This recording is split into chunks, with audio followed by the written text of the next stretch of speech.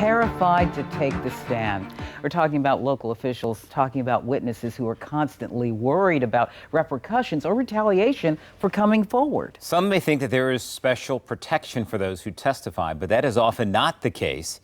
Investigative reporter Margaret Kavanaugh shows us what's being done after one woman was killed while she was waiting to take the stand.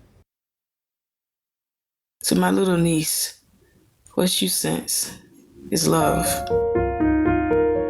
A teen with a bright future. She was just light in so many ways. But her life was cut short.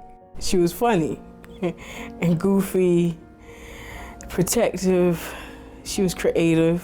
Asia Colwell was a 17-year-old girl from Norfolk set to testify against her ex-boyfriend, who was accused of her rape. She just wanted to get the court situation over. But before she could take the stand and testify, she was killed. Norfolk police believe the alleged rapist's relatives are responsible for her death. Court records state that she was lured, held at gunpoint, then shot. Authorities believe it was all to prevent her from testifying in court.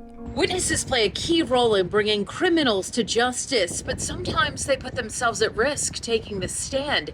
Asia's family knows that risk all too well. I feel like my niece got punished twice for somebody else's crime against her. Years ago, a victim and witness protection program was created in Virginia, but the News 3 investigative team learned that the program isn't actually active. Virginia has a witness protection program on paper. It was created in the 1990s. Nobody has ever funded it, ever.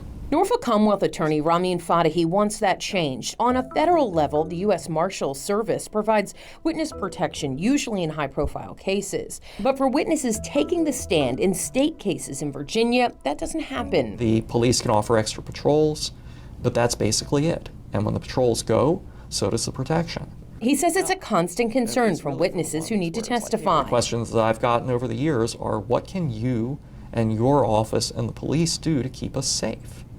And the answer, unfortunately, is that our resources are extremely limited. In Virginia, there's a victim witness grant program, but this provides support services after something happens. There are no preventative security measures associated with it, and localities need to apply to be able to provide those services, so it's not guaranteed. Leaders say it's confusing to some who may think that the program provides protection. And it breaks my heart. When the witness says, what can you offer me? My answer is, I can't move you. I can't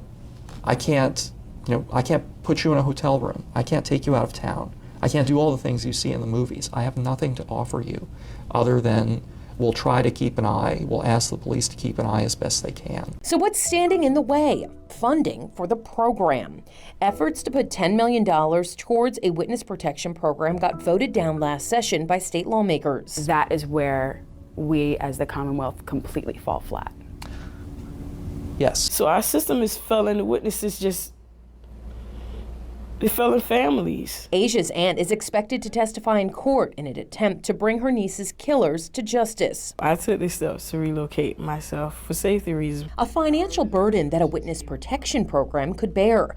Fadahi says if it had the funding. There are all sorts of different possibilities, but the possibilities are just that until the money is there. He says money in the state victim and witness protection program could go towards relocation, security cameras, or other technology that could keep witnesses safe. Until then, witnesses must take their safety into their own hands. The right and legal way still it's not protecting me. That doesn't make sense. So something does have to change. Margaret Kavanaugh, News 3.